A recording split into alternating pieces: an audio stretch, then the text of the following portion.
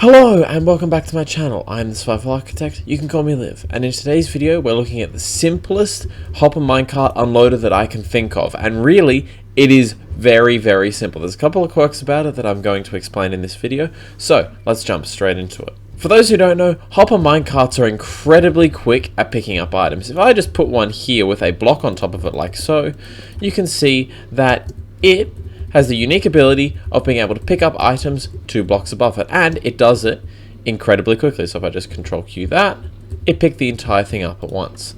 You can see all the repeaters I just threw out are in this minecart hopper. That makes them incredibly useful for farms.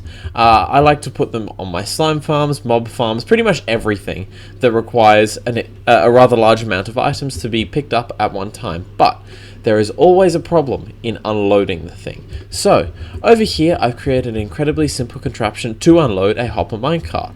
And essentially it's pretty simple all in all. If I just take some repeaters and chuck them on the ground here, the hopper minecart picks them up and it stops on top of the hopper. They all drain out drain out over time, so here it goes.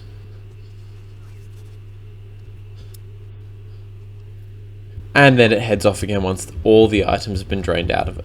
Now, it's a really simple contraption. Essentially, this comparator here detects when this hopper has some items flowing through it.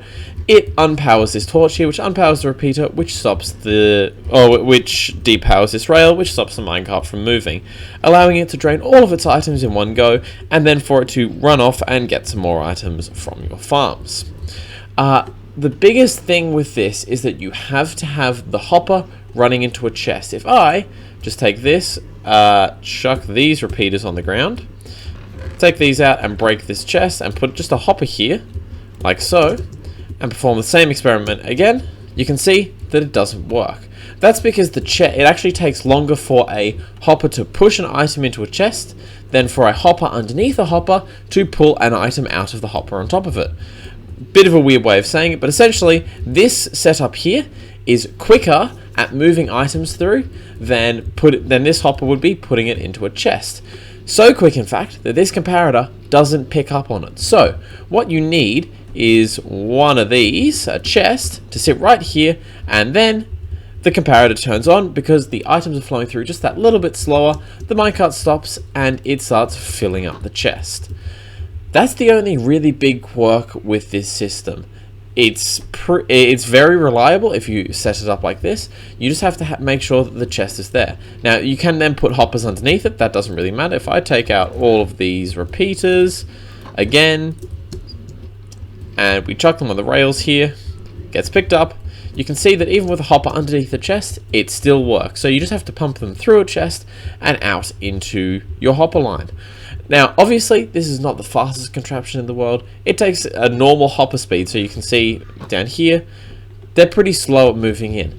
But it is good for much smaller farms. If you have really massive farms that require a lot of items picked up, I would recommend looking up another tutorial, or at some point in the future I might make a slightly quicker one. But this is the one that will work for the majority of normal people's farms. Most people don't need a 10 times hopper speed contraption to get their items into a place. That's not a normal thing. Most people don't need that. Some people do, but most people don't. So for most people, for their farms, this contraption here is all you'll need. I'd like to reiterate, pretty simple contraption. Comparator facing into this block, redstone torch up into here, repeater facing into that block there, and this system will work. Just make sure you have this chest here below the hopper. That's all from me for today. Bit of a shorter video, but definitely something that was worth spending my time on. So thank you all very much for watching this video. If you'd like to see more stuff from me, hit the thumbs up button. And if you want to see things like my Argus survival world, where we've just built a massive slime farm incorporating this system, or my single player survival world where we have used this system in other ways, namely my melon and pumpkin farm, subscribe to the channel. I put out videos every 4 days. Thanks very much for watching, and I will see you in the next video. Have a good evening.